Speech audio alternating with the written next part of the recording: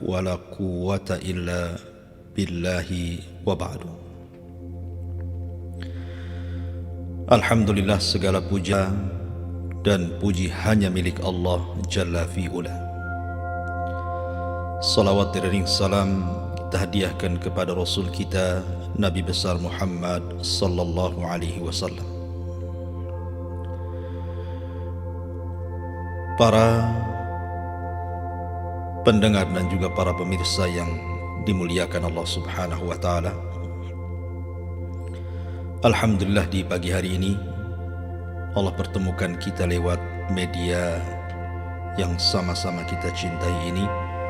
Sebagaimana Allah kumpulkan kita lewat media, kita berharap Allah juga kumpulkan kita di surga. Pembahasan di pagi hari ini kita akan membahas tentang awal fitnah yang terjadi di tengah-tengah kaum muslimin. Fitnah yang ditanyakan oleh Amirul Mukminin Umar bin Al-Khattab kepada Hudzaifah bin Yaman. Fitnah yang datang seperti ombak yang sangat besar, yang tidak bisa dihentikan sampai kiamat dibangkitkan. Fitnah peperangan antar kaum muslimin yang sebelumnya belum pernah terjadi di zaman Rasul, di zaman Abu Bakar, bahkan di zaman Umar radhiyallahu anhu. Karena Umarlah pembenteng fitnah itu. Apabila benteng tersebut roboh dan hancur, maka bangkitlah fitnah itu. Sadaqa Rasulullah sallallahu alaihi wasallam yang telah memprediksi tentu karena wahyu yang Allah wahyukan kepadanya.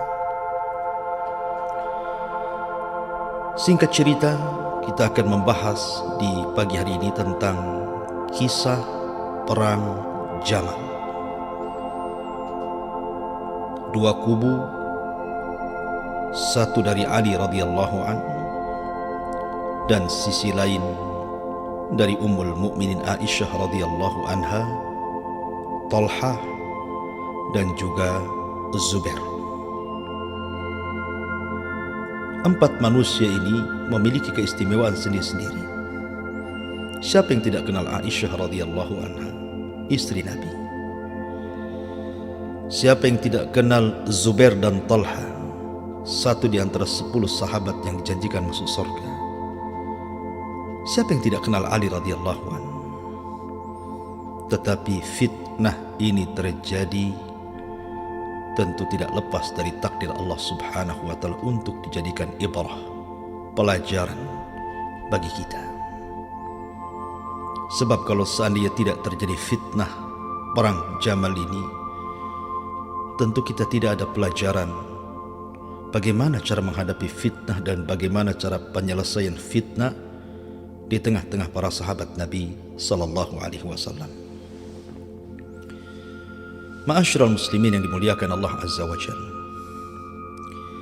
kita tahu bahwa di akhir-akhir khilafah Utsman ibn Affan, ketika itu usianya sudah 83 kurang lebih, terjadi fitnah yang disebut dengan fitnah Sabaiyah yang berujung kepada pembunuhan Utsman, khalifah kaum muslimin. Dan itu sangat menyayat hati kaum muslimin di zaman itu sampai hari ini. Kita mengutuk para pembunuh Utsman ibn Affan radhiyallahu anhu. Ma'asyiral muslimin yang dimuliakan Allah Azza wa Jalla, tetapi tentu kematian Utsman adalah misdak pembenaran sabda Nabi sallallahu alaihi wasallam ketika Nabi SAW mengatakan kepada Utsman, wa basyirhu bil jannah, kabar gembirakan kepada Utsman dengan surga, ala balwa tusibu, atas musibah yang kelak akan menimpanya. Di mana Nabi sallallahu alaihi wasallam pernah mengatakan, sesungguhnya aku akan memberikan, atau Allah Subhanahu wa taala akan memakaikan kepadamu baju khilafah, kalau ada orang yang hendak mencopot bajumu hai Utsman, jangan kau lepas. Rupanya isyarat Nabi SAW terjadi di akhir khilafah Utsman ibn Affan radhiyallahu anhu. Datang anak-anak muda dari Mesir, dari Kufa, dari Irak, dan beberapa daerah lainnya.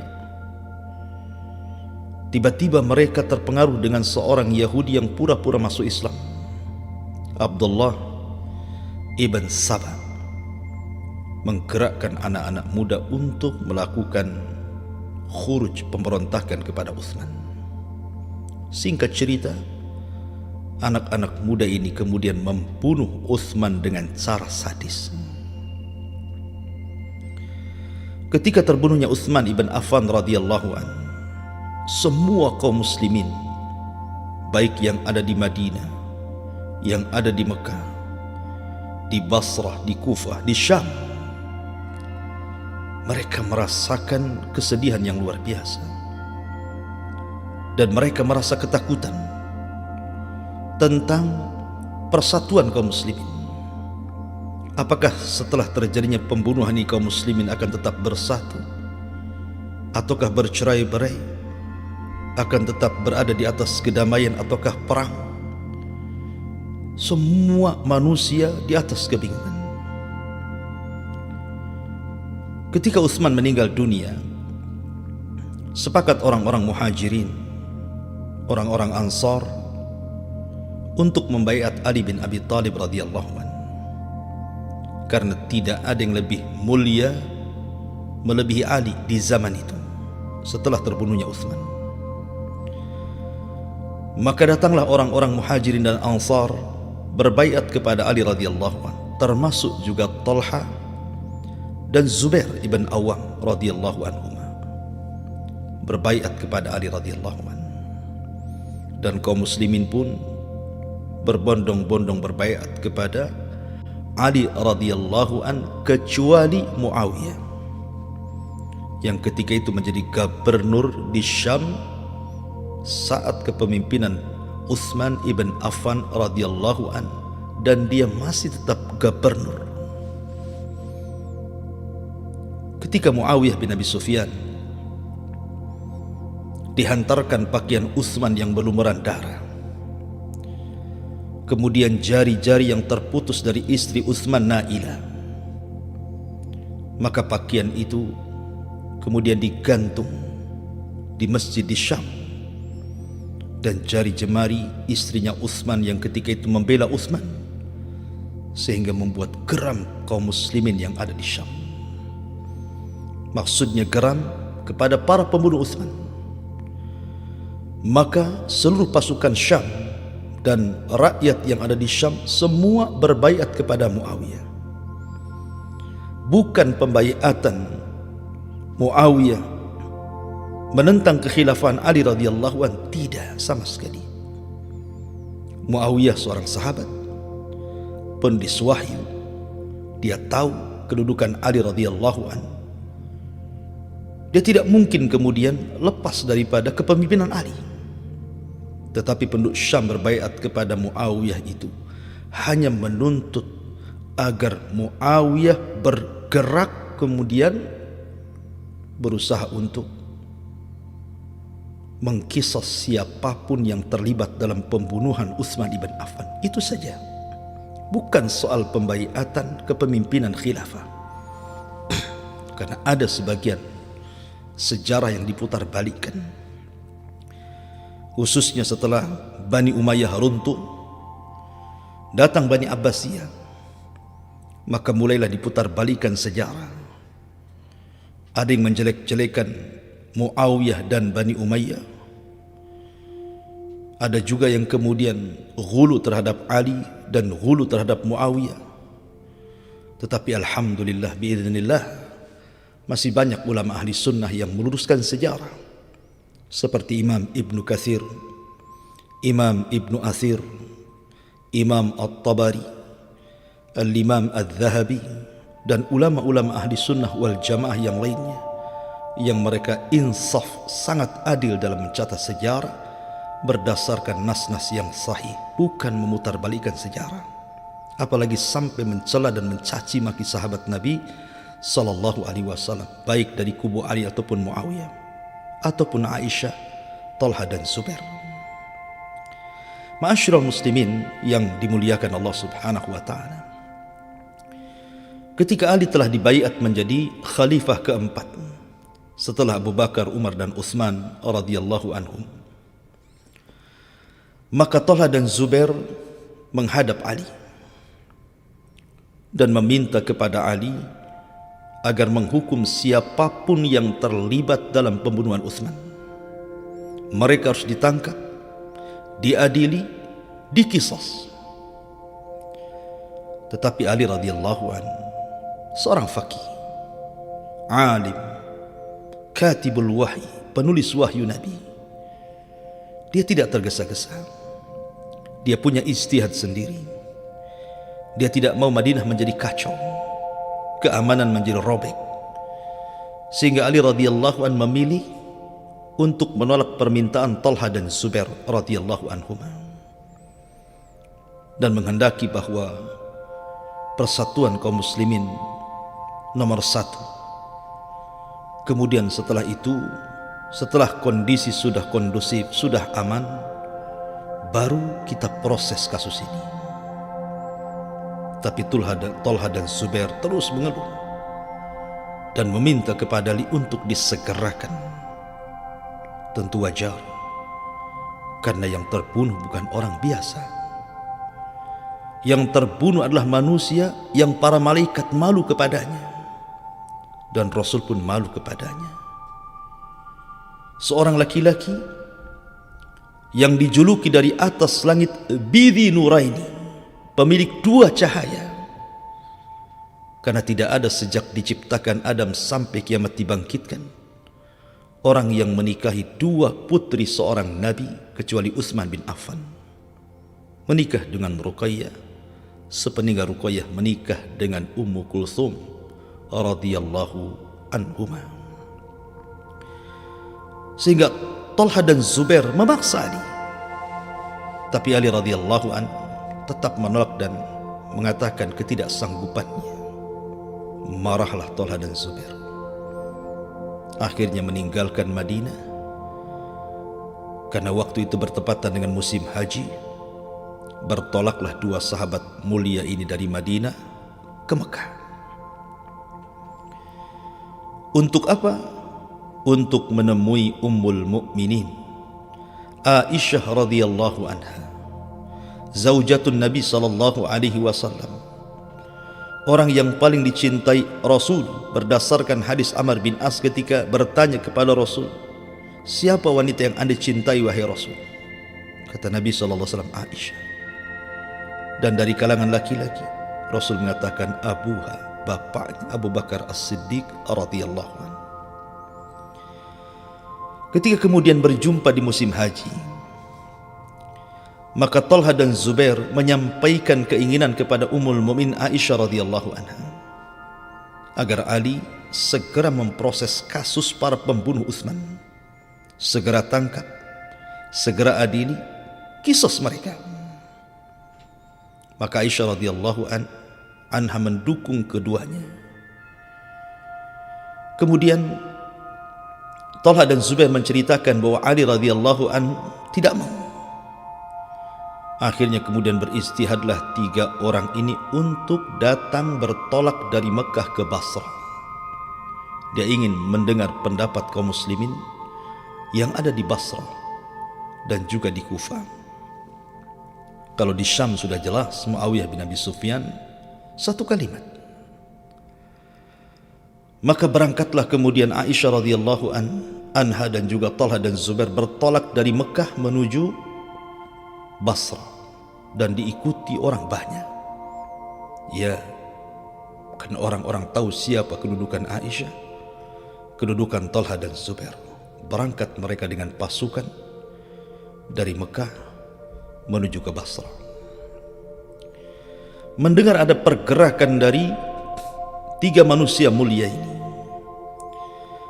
Maka posisi Ali radhiyallahu an ketika itu masih di kota Madinah, karena ibu kota belum dipindah ke Kufah.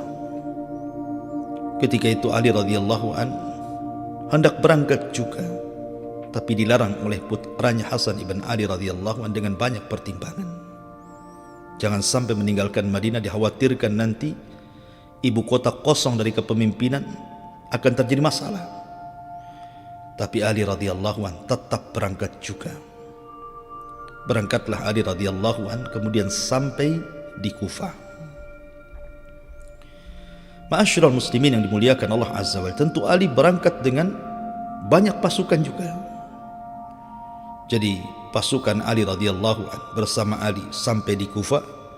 Pasukan Aisyah radhiyallahu anha, Talha dan Zubair ada di Basrah. Maka sepakat ketika itu orang-orang mulia ini ingin berjumpa dan melakukan perdamaian.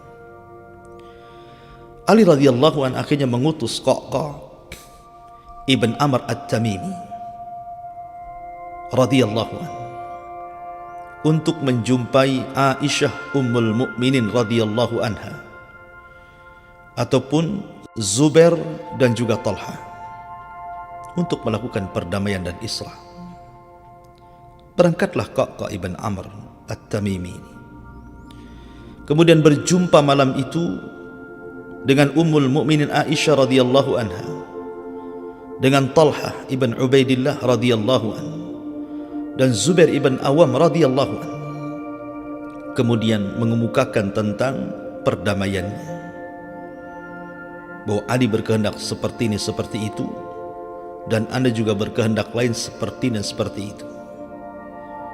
Akhirnya ketika mendapatkan titik temu kesepakatan antara dua kubu pasukan besar, pasukan Ali dan pasukan Talha dan Zubair, maka malam itu semua bisa nyenyak tidur. Tetapi ada orang-orang yang tidak nyenyak tidur. Siapa mereka? Mereka pasukan orang-orang munafik yang dipimpin oleh Ibnu Saudah, Abdullah ibn Sabah. Dia mulai membuat riak-riak di tengah-tengah pasukan dan mengatakan, lihat, bagaimana mungkin Talha dan Zubair kemudian hendak melawan Ali radhiyallahu anhu? Jangan-jangan dia hendak merebut kekuasaan, padahal kita sudah senang Ali menjadi khalifah. Akhirnya kemudian bermacam-macam diceritakan oleh Ibnu Saudah untuk memprovokasi pasukan dan orang-orang yang terlibat dalam pembunuhan Utsman. Di malam itu pun mereka tidak nyenyak tidur karena khawatir mereka akan dibunuh. Maka mereka pun kemudian mengikuti saran Abdullah ibn Sabah untuk memecah belah kaum muslimin. Yang satu masuk ke pasukan Aisyah, Talha dan Zubair, yang kelompok satunya lagi masuk ke kubu pasukan Ali yang ada di Kufah. Sebenarnya Aisyah radhiyallahu anha di tengah perjalanan ke Basrah ini, dia melewati sebuah sumur, dan sumur itu disabdakan Nabi sallallahu alaihi wasallam, nama sumur itu Hawab. Kata Aisyah radhiyallahu anha, ini sumur apa namanya? Maka orang-orang mengatakan sumur Hawab, wahai Ummul Mukminin.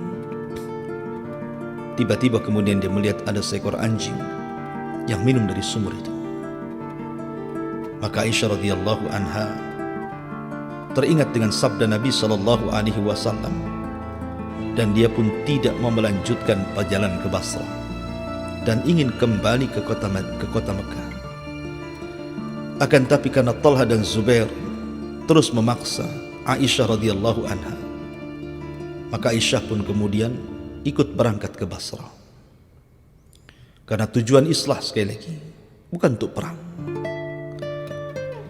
Maka kembali ke awal, ketika Qa'qa' ibn Amr at-Tamimi sudah menyampaikan keinginan Amirul Mukminin Ali radhiyallahu anhu, dan mereka sepakat kepada satu titik. Mereka sudah tidur nyenyak, tiba-tiba sebelum fajar menyingsing, pasukan yang disusupkan oleh Abdullah ibn Sabah membuat ulah, tiba-tiba membunuh pasukan yang dibawa oleh Ummul Mukminin Aisyah radhiyallahu anha di Basrah, dan sebagiannya membunuh pasukan yang bersama Ali radhiyallahu anhu yang ada di Kufah. Akhirnya pasukan Talha dan Zubair manusiawi bersuudzon kepada pasukan Ali. Jangan-jangan dia hendak membunuh kami. Begitu juga pasukan Ali bersuudzon kepada pasukan Talha dan Zubair. Jangan-jangan mereka hendak berkhianat dan membunuh kami. Maka malam itu berhadap-hadapanlah pasukan antara pasukan Talha dan Zubair Ummul Mukminin juga, dan juga pasukan Ali radhiyallahu anhu. Terjadilah perang sebelum fajar. La haula wala quwata illa billah.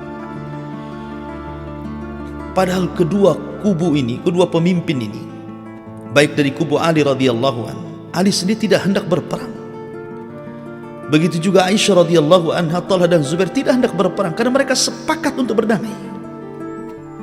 Tetapi pasukan Abdullah ibn Sabah, orang-orang munafik, telah menyusup ke sana kemari dan mengadu domba pasukan yang kebanyakan mereka para sahabat Nabi sallallahu alaihi wasallam. Terjadilah perang di malam itu. Sampailah kabar peperangan ini kepada Ali radhiyallahu anhu, dan juga sampai kabar peperangan ini kepada Ummul Mukminin Aisyah radhiyallahu anha, Zubair dan Talha. Maka para pemimpin ini berusaha untuk mendamaikan peperangan itu supaya jangan dilanjut. Tetapi kondisi di malam hari dan orang sudah saling suudzon dan sudah nyawa berjatuhan, sehingga perang ini tidak bisa dihentikan. Maka ada seorang alim min ulama'il Basrah, Qadi Basrah, Ka'ab ibn Musawwir, datang kepada Ummul Mukminin Aisyah radhiyallahu anha agar Aisyah datang ke pertempuran itu dengan menunggang unta. Kemudian naik ke atas unta, di rumah-rumah di atas unta dengan diberikan tameng yang sangat kokoh supaya jangan sampai ada tombak dan panah yang masuk ke dalam tenda yang ada di atas unta itu. Bergeraklah Aisyah radhiyallahu anha ke dalam pasukan. Tapi apalah daya, perang sudah terjadi. Disangkanya Aisyah radhiyallahu anha datang untuk memberikan semangat melawan pasukan Ali. Itu yang dihembuskan fitnah oleh Abdullah ibn Sabah. Justru perang semakin besar. Makanya perang itu disebut perang Jamal, karena Aisyah menunggang unta, dan bahasa Arabnya unta itu Jamal. Maka nisbat peperangannya kepada unta yang ditunggangi Aisyah Ummul Mukminin radhiyallahu anha, padahal datang untuk mendamaikan. Begitulah ikhwan. Bahkan dalam kenyataan hari ini, kalau ada orang melakukan demonstrasi, mungkin pada awalnya bisa ditenangkan. Tapi kalau demonstrasi sudah menjadi sebuah kerusuhan, maka siapapun pimpinan korlap tidak bisa menghentikan kerusuhan itu. Karena tidak semua orang yang demo itu hendak menghendaki kebaikan. Ada juga para penyusup yang hendak memecah belah. Ini cerita demo. Bagaimana cerita perang? Yang satu dengan yang lainnya sudah berhadap-hadapan, yang satu dengan yang lainnya sudah jadi korban. Tentu tidak bisa dihentikan. Maka Aisyah radhiyallahu anha langsung meninggalkan tempat itu dan Allah selamatkan. Kemudian Zubair ibn Awam radhiyallahu anhu ketika melihat kondisi seperti ini, dinasihati bahwa ini tidak benar. Akhirnya kemudian karena sudah terlampau atau terlanjur bahasanya, sudah perang saudara seperti ini, maka Zubair pun kemudian hendak keluar dari fitnah. Bukan lagi dari peperangan, tidak. Karena ini perang ini tidak benar. Siapa yang memulai tidak tahu. Semua orang suudzon. Pada di belakangnya yang mengompori peperangan inilah Ibnu Sauda Abdullah bin Sabah.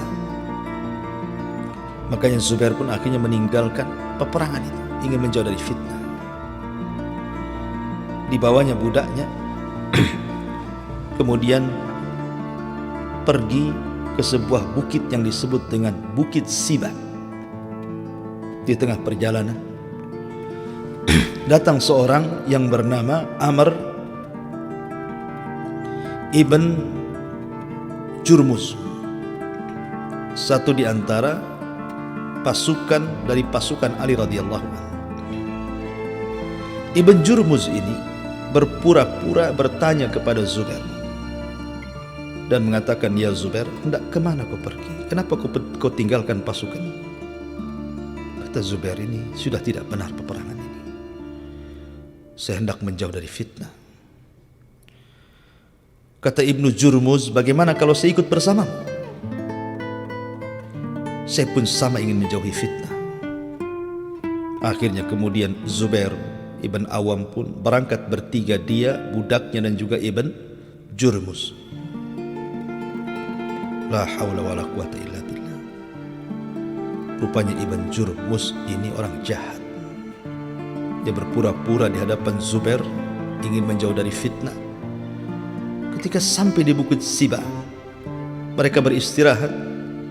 Kemudian Zubair bin Awam tertidur, tiba-tiba kemudian mengambil pedang, kemudian membunuh Zubair ibn Awam radhiyallahu anhu. La haula wa la quwata illa billah. Siapa yang tidak kenal Zubair bin Awam? Orang yang melindungi Rasul dalam setiap peperangan. Tidak dilakukan keberaniannya. Bagaimana jasanya dalam Islam? Makanya dimasukkan dari 10 sahabat yang dijanjikan masuk surga, dibunuh dengan cara pengkhianatan besar-besaran, dengan cara pengecut. Orang lagi tidur ditikam dan dibunuh. Lebih sadis lagi, dipenggal kepalanya. Kemudian kepalanya dibawa menuju Kufah. Ketika sampai di Kufah, dia meminta izin kepada penjaga Ali radhiyallahu an agar masuk dan memberitahu bahwa dia sudah membunuh Zubair, kononnya lawan politiknya. Katakan kepada Amirul Mukminin Ali radhiyallahu an, aku sudah membunuh biang kerusakan. Maksudnya Zubair bin Awam. Maka pengawalnya datang kepada Ali memberitahu bahwa Zubair sudah dibunuh oleh Ibn Jurmuz seperti petir di siang bolong. Kagetnya luar biasa Ali radhiyallahu anhu, bagaimana mungkin Zubair bisa dibunuh?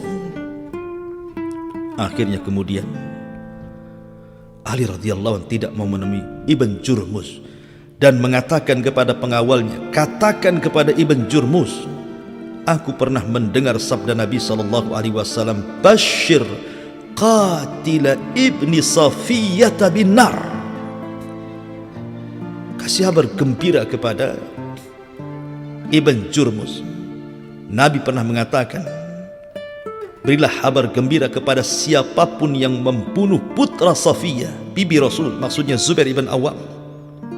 Kabar gembirakan dengan neraka. Ketika mendengar hal itu, Ibn Jurmuz langsung lari karena dia tahu dia akan dibunuh. Dia bersembunyi.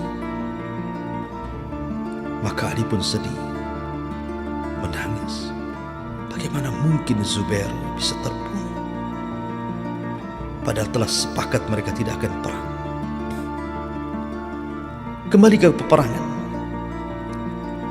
Kemudian ketika mendengar pasukan Talha, Zubair dan Aisyah radhiyallahu anha mendengar bahwa Zubair terbunuh, makin panas mereka. Bagaimana mungkin Zubair dibunuh? Siapa yang berani membunuh Zubair? Ketika mendengar bahwa itu yang membunuh Ibn Jurmuz dan Ibn Jurmuz bagian daripada tentara Ali, makin semangat mereka perang. Karena alasannya sudah bukan lagi masalah pembunuhan Utsman. Ini sekarang Zubair lagi terbunuh. Maka Talha pun ikut terlibat. Tetapi entah siapa yang memanah, siapa yang menombak.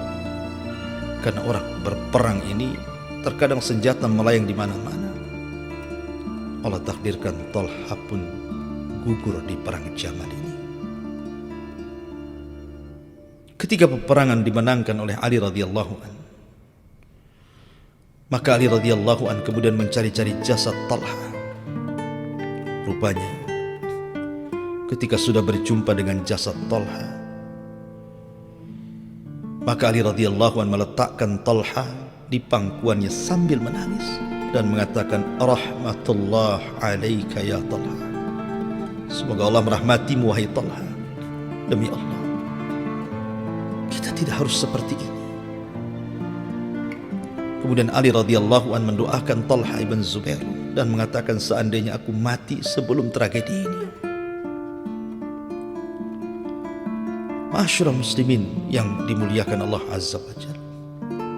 Kemudian mereka pun, tentara yang dari Mekah, kembali bersama Ummul Mukminin Aisyah radhiyallahu anha. Fitnah yang luar biasa. Dalam sekejap orang-orang mulia meninggal. Tentu sekali lagi masing-masing punya ijtihad. Baik Aisyah, Ummul Mukminin, Zubair dan Talha, mereka punya ijtihad. Idza ijtahada al-mujtahid fa asaba falahu ajran wa in akhtaha falahu ajrun wahid. Bila seorang mujtahid berijtihad, benar dapat 2 pahala, salah pun dapat 1 pahala, dan mereka ahlul mujtahid radhiyallahu anhu. Ma'asyiral muslimin yang dimuliakan Allah Subhanahu wa taala. Setelah terjadi perang Jamal ini, terdengar sampai ke Syam, ke telinga Muawiyah ibn Abi Sufyan. Maka Ali radhiyallahu an ketika sudah berada di Kufah, dia hendak memindahkan ibu kota yang tadinya di Madinah, kemudian dipindahkan ke Kufah supaya lebih dekat dengan ahlu Basrah, ahlu Kufah dan Syam. Kemudian Ali radhiyallahu an menyurati Muawiyah agar segera membaiatnya. Tapi sekali lagi, Muawiyah dan seluruh penduduk Syam sudah sepakat bahwa Ali harus membalaskan darah Utsman ibn Affan. Muawiyah menolak, bukan tidak mau berbaiat. Tangkap dulu para pembunuh itu, kami siap baiat. Tapi Ali terbalik, baiat dulu, satukan kalimat kaum muslimin, baru kita tangkap. Yang satu ke barat, yang satu ke timur. Dua-duanya beristihad. Ma'asyiral muslimin yang dimuliakan Allah Azza wa Jalla. Rupanya terjadi fitnah kedua kalinya. Baru saja terjadi perang Jamal. Kesedihan kaum muslimin belum pupus dengan terbunuhnya Talha dan Zubair dengan cara pengkhianatan besar-besaran dilakukan oleh Ibn Jurmus. Dan banyak para sahabat yang menjadi korban dalam perang Jamal ini. Tiba-tiba kemudian fitnah muncul lagi. Fitnah apa itu? Perang kedua kalinya, perang saudara yang disebut dengan Siffin. Perang Siffin. Kubu Ali melawan kubu Muawiyah ibn Abi Sufyan. Karena tidak ada kesepakatan keduanya, akhirnya terjadi perang lagi. Muawiyah kekeh meminta agar darah Utsman segera diselesaikan. Tapi Ali tidak, tunggu dulu. Satukan dulu kaum muslimin, baru pelan-pelan kita tangkap mereka. Sementara orang-orang yang terlibat dalam pembunuhan Utsman itu terus membuat riak-riak, memprovokasi, karena mereka tahu bahwa mereka akan, kalau seandainya Muawiyah dan juga Ali radhiyallahu anhu bersatu sepakat gitu, tentu jiwa mereka terancam. Maka mereka terus membuat hembusan-hembusan, terutama dari Ibnu Sauda, Abdullah ibn Sabah dan orang-orang yang bersamanya, dan mengakibatkan terjadilah fitnah kedua kali yang disebut dengan perang Siffin. Ma'asyiral muslimin yang dimuliakan Allah Azza wa Jalla, ketika sudah berhadapan-hadapan dua pasukan ini, pasukan Ali dan pasukan Muawiyah ibn Abi Sufyan, terjadi pertempuran hebat antara dua pasukan ini. Tetapi dari sini kebenaran tetaplah kebenaran, bahwa Ali di atas kebenaran. Salah satu bukti bahwa Ali di atas kebenaran adalah terbunuhnya Ammar ibn Yasir. Ketika Ammar di masa Rasul hidup sedang membangun Masjid Nabawi, dia membawa beberapa batu yang lebih dibandingkan sahabat yang lainnya, dan punya semangat yang lebih di antara sahabat yang lainnya, sehingga Rasul memuji Ammar radhiyallahu anhu. Tetapi Rasul juga mengatakan, ya Ammar, sataqtuluka fi'atun baghiyah, akhir hidupmu akan dibunuh oleh para pemberontak. Ketika terjadi perang Siffin, Ammar meninggal di Siffin. Rupanya Ammar berada di kubu Ali radhiyallahu anhu. Artinya bahwa kebenaran ada di pihak Ali. Walaupun sama-sama berijtihad, tetapi kebenaran ada di pihak Ali radhiyallahu anhu. Dan Muawiyah dianggap pemberontak karena tidak mau baiat. Beda dengan Thalha dan Zubair, baiat dulu baru meminta kepada Ali. Tapi Muawiyah dari awal sudah tidak baiat. Tapi sekali lagi dia berijtihad. Muawiyah seorang katibul wahyi, penulis wahyu. Tentu dia punya kebijakan, buktinya Thalha dan Zubair pun menginginkan darah Utsman. Kesalahan Muawiyah itu karena tidak baiat saja. Tapi sekali lagi dia tidak baiat karena ada alasan, al-ijtihad. Karena ketika nanti ada kisah lain ketika Hasan ibn Ali menjadi khilafah, 6 bulan kemudian diserahkan kekuasaannya kepada Muawiyah. Sejak dipegang Muawiyah, itulah kaum muslimin aman, damai, tentram, dan bisa membebaskan kota-kota sampai ke daratan Afrika.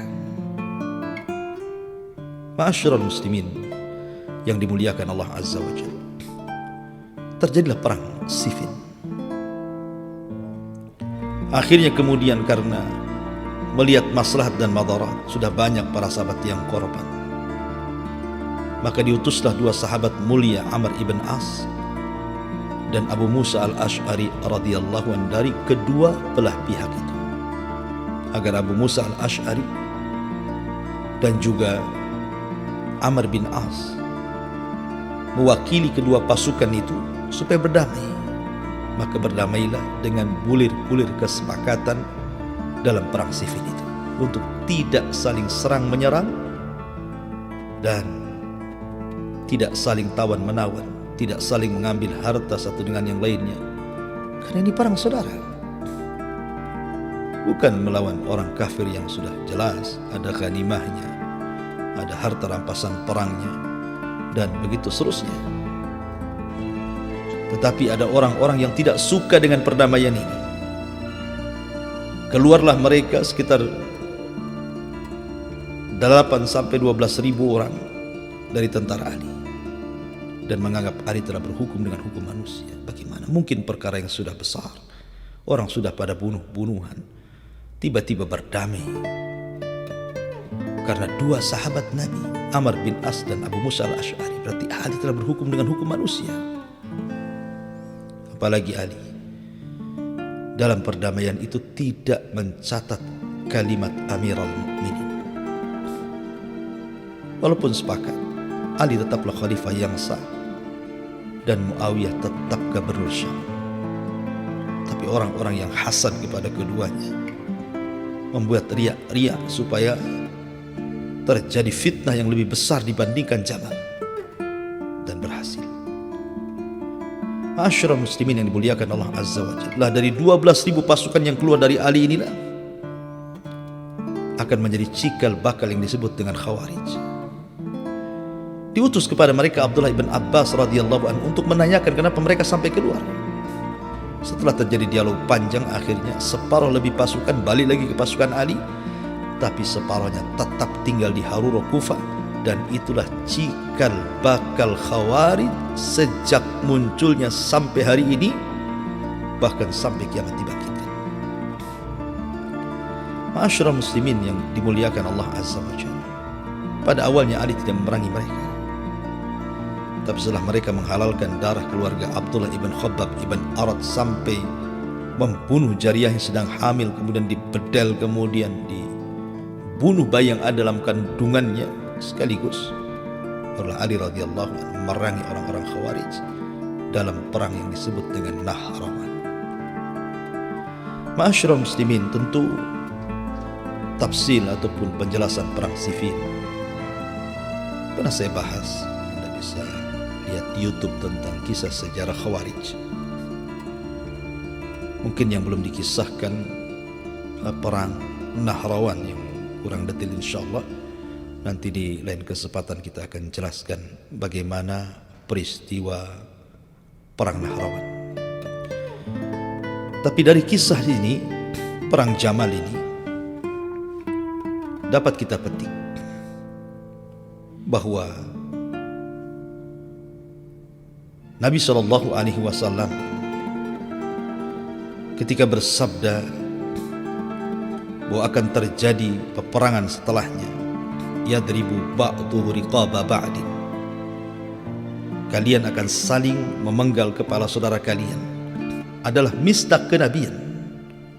Bahwa apa yang disabdakan Rasul itu alamatun nubuwah, alamat kenabian. Memang dia seorang nabi,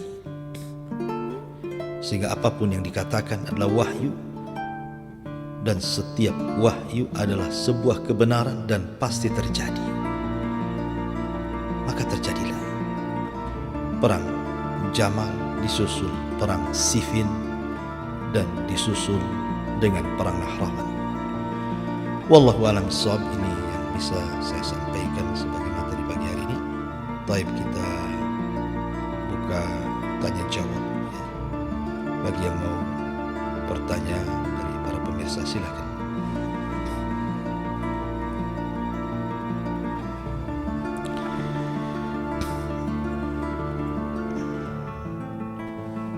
Taib, ada pertanyaan di sini. Assalamualaikum Pak Ustadz. Waalaikumsalam warahmatullahi wabarakatuh. Pak Ustadz, cara Rasulullah SAW menikahkan Abul As ibn Rabi dengan Zainab bagaimana? Bagaimana aturannya?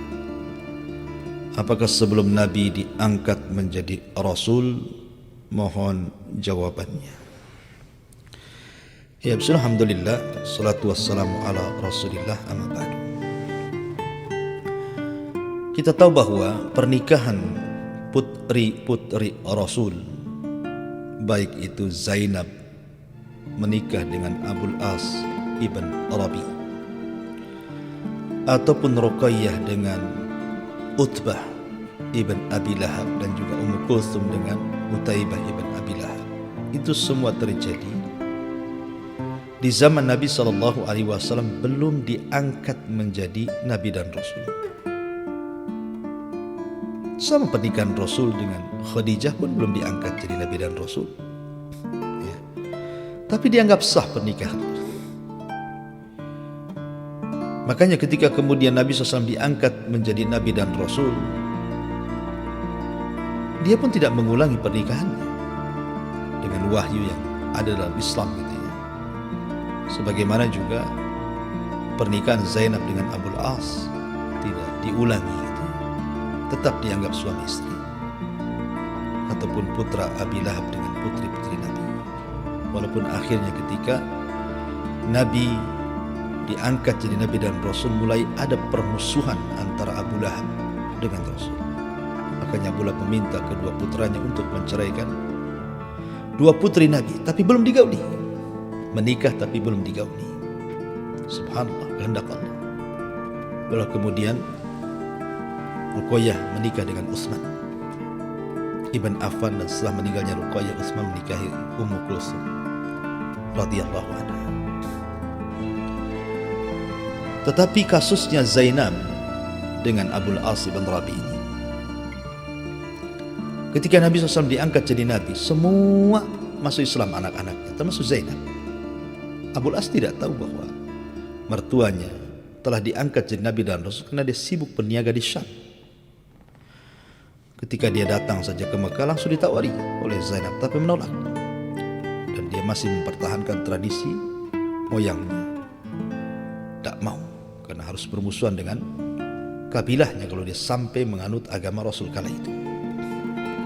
Sampai hijrah, Rasul dan para sahabatnya, Rasul mengizinkan Zainab untuk tinggal dengan Abul As ibn Rabi. Pada Abul As ibn Rabi kafir, karena belum ada ayat larangan.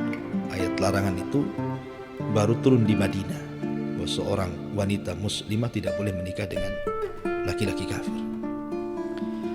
Sampai akhirnya kemudian Abul As ibn Rabi ikut terlibat dalam perang Badar, tetapi di belakang pasukan Abu Jahal. Dia pun tertangkap dan ditawan. Kemudian ditebus oleh Zainab dengan kalung pemberian Khadijah saat pernikahan dia dengan Abul As ibn Rabi. Kemudian Rasul melihat kalung itu tidak tega, akhirnya dikembalikan kepada Zainab dan dilepaskan suaminya, dengan syarat agar Zainab dikembalikan ke Madinah, karena sudah ada larangan tidak boleh wanita muslimah menikah dengan laki-laki kafir. Sampai akhirnya Abul As melakukan berniaga ke Syam, rupanya pulangnya ketangkap lagi pasukan Nabi, jadi tawanan. Kemudian dia minta perlindungan kepada Zainab, dan Zainab melindunginya. Maka Rasul melepas kedua kalinya. Kemudian dia membawa dagangannya dan mengembalikan kepada orang-orang yang diamanahinya. Kemudian saat itu dia balik ke Madinah dan masuk Islam. Dan Nabi tidak menyuruh mengulang pernikahannya. Ya seperti sekarang analoginya. Kalau ada umpamanya di luar dari Islam menikah, dan sah menurut agama mereka, kemudian dua-duanya masuk Islam jadi mu'allaq, tidak perlu diulang pernikahannya. Kalau menurut agama mereka dianggap sah. Maka itu pula yang terjadi kepada Zainab dan Abul As bin Rabi. Ketika dua-duanya masuk Islam, tidak ada pengulangan nikah. Wallahu a'lam.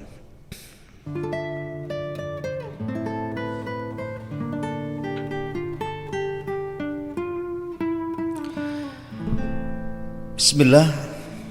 Afwan Ustadz mau tanya, apakah pasukan Ali bin Abi Thalib menjadi kafir karena memerangi Ummul Mukminin Aisyah radhiyallahu anha? Tidak ada yang kafir di sini. Tidak ada satupun yang kafir. Keduanya berperang di atas ijtihad. Kita tidak boleh kemudian mengomentari, mencela, menghina, mencaci, memaki satu pun dari sahabat Nabi, karena mereka di atas ijtihad, baik Aisyah, Zubair, Talha, atau dari kubu Ali radhiyallahu anhu, sahabat yang lainnya. Rasul mengatakan la tusubbu ashabi, jangan mencela sahabat.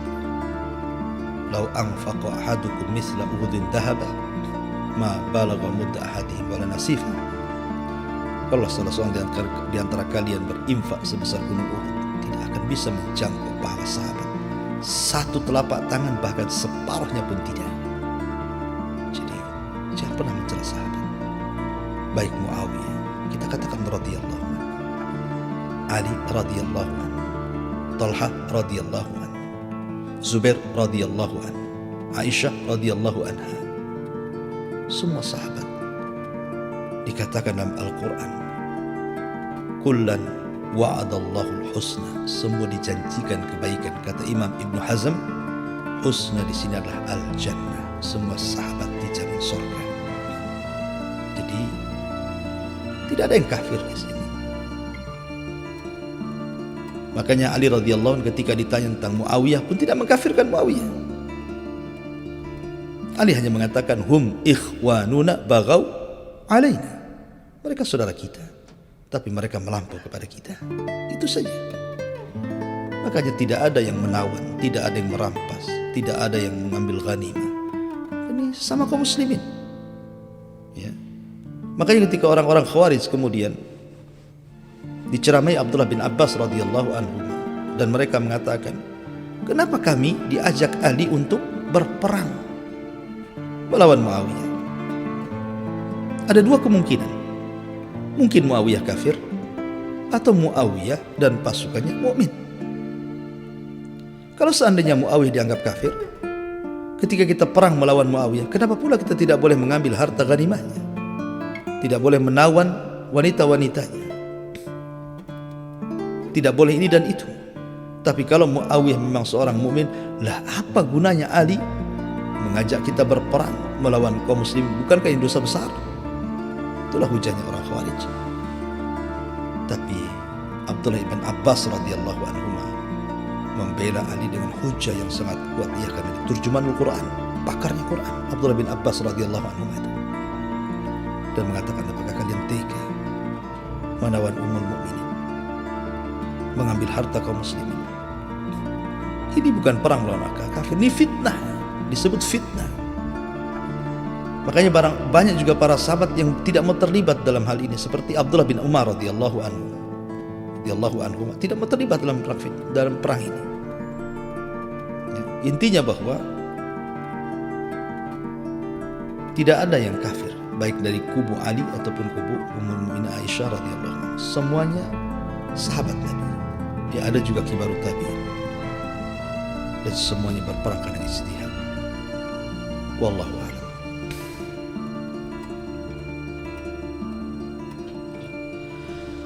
Ya, karena sudah tidak ada pertanyaan lagi, cukup 2 pertanyaan dan waktu juga yang memisahkan kita.